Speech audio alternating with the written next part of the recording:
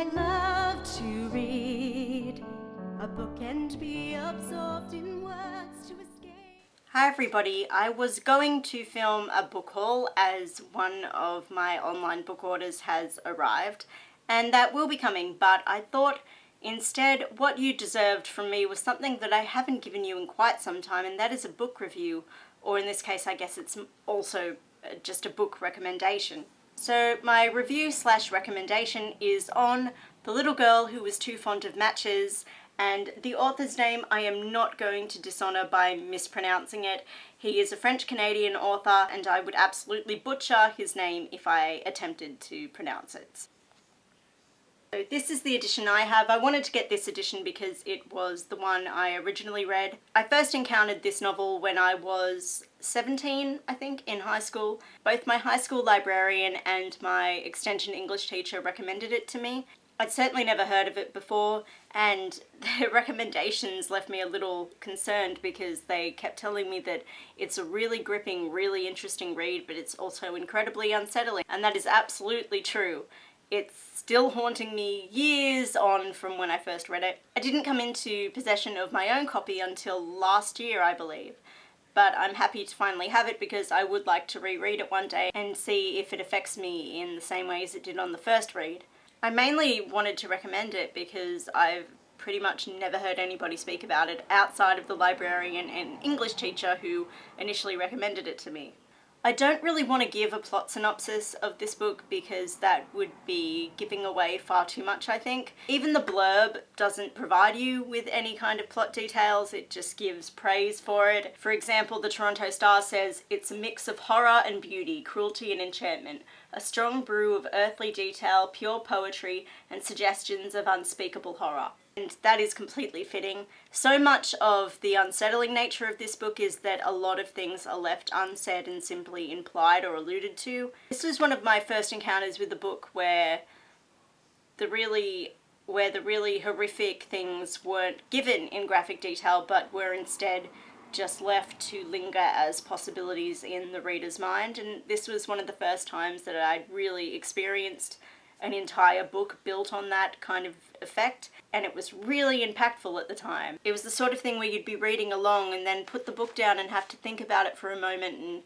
then suddenly things would start to connect, and then you'd wonder if the conclusion you've arrived at was what the author intended, or is that simply too awful to imagine. And that's what was so gripping about it, is that you're coming to a lot of the conclusions yourself, and at least some of it is dependent on how far your imagination will take you. I will say that it is, in some respects, a coming-of-age novel.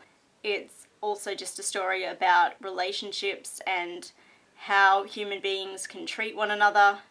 If I was going to place it within a genre, I'd say possibly gothic fiction and or maybe magical realism. It's very, very hard to define this book. So much of the joy and the experience of it as a whole is discovering things as you go along. What I especially like about the book is that it doesn't fix the location or time in anything definite, so you're never exactly sure where the events are taking place and when in history they're taking place. The language in the novel is also just incredibly unique. The author has developed a really interesting, unique, distinctive language style for the protagonist to use in particular, and that really hooked me in from the beginning because it was just genuinely unusual language being used and a lot of different phrases replacing common ones. A lot of it is just very inventive, imaginative wording, and it takes you a while to get into it, but once you get the hang of it you start to appreciate the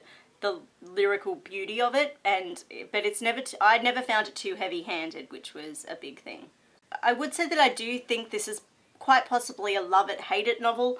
On Goodreads it seems that people either really enjoyed it or they just didn't like it at all. It kind of fluctuates pretty much between 4 or 5 star ratings and 1 star ratings, so you know, you're kind of pretty much going to fall either side of the spectrum. I don't think there's really any grey area with it. But it's just so underrated and underappreciated, and I like to know that I'm not the only one who was so impressed by it. So I really highly encourage other people to pick it up. Even though I've said that I'd probably class it as gothic fiction with some magical realism, I think it touches upon a lot of different genre elements. There's certainly a little bit of horror in there, possibly even traces of science fiction. There's a lot of feelings of contemporary family drama, and of course, as I said, coming of age story, so you could fit it into the YA category as well. And even possibly a tiny twinge of feminist leanings in there too.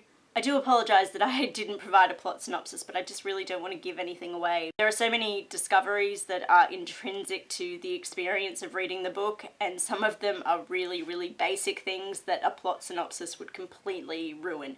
But it's certainly one of the most unique, interesting and haunting reads I've ever encountered. Even the title of the novel is misleading in many ways. Nothing is exactly as you think it's going to be in this book. It's just a really, really unique little gem of a novel, and it's very, very short. This edition is only 138 pages. It's essentially a novella, so it takes no time at all to read, but it will linger with you for sure. I just wish more people knew about it and could appreciate it like I do. Do let me know if you're interested in picking it up, but I highly recommend The Little Girl Who Was Too Fond of Matches.